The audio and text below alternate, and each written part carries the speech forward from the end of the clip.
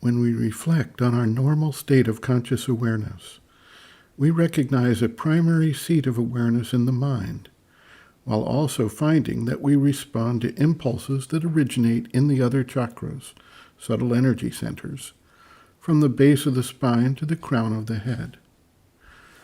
Yogic science has long recognized that energy traverses the subtle channels that connect the chakras.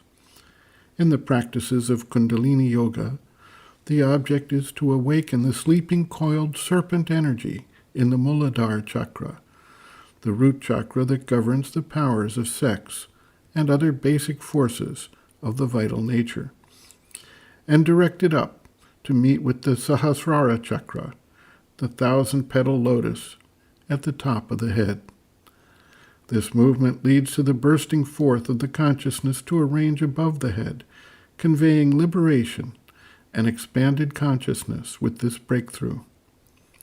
Various disciplines, particularly in the Chinese forms of martial arts, focus the awareness and energy to build tremendous strength and force in the solar plexus, the navel center or Manipura chakra in the systems of yoga.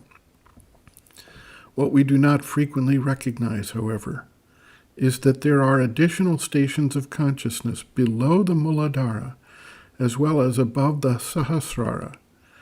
Those who take up the exploration of the subconscious and unconscious ranges may find themselves at some point opening energy centers at the level of the knees or the feet. For those who take up the practice of the integral yoga, where the focus is on bringing down into human existence the higher powers of consciousness, the opening of the thousand-petal chakra at the top of the head represents a thoroughfare for the movement of this energy, and they find, when the openings come, that they are stationed in their awareness above the head and outside the constraints of the physical body. Sri Aurobindo notes, quote, "The consciousness is usually imprisoned in the body, centralized in the brain and heart and navel centers, mental, emotional, sensational. When you feel it or something of it go up and take its station above the head, that is the liberation of the imprisoned consciousness from the body formula. It is the mental in you that goes up there, gets into touch with something higher than the ordinary mind, and from there puts the higher mental will on the rest for transformation.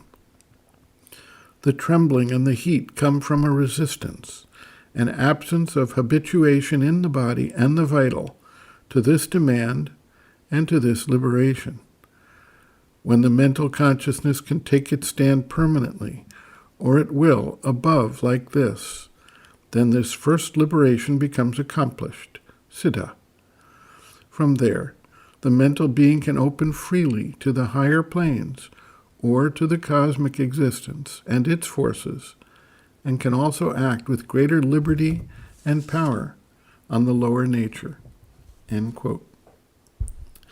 Reference, Sri Aurobindo, Bases of Yoga, Chapter 3, In Difficulty, page 54.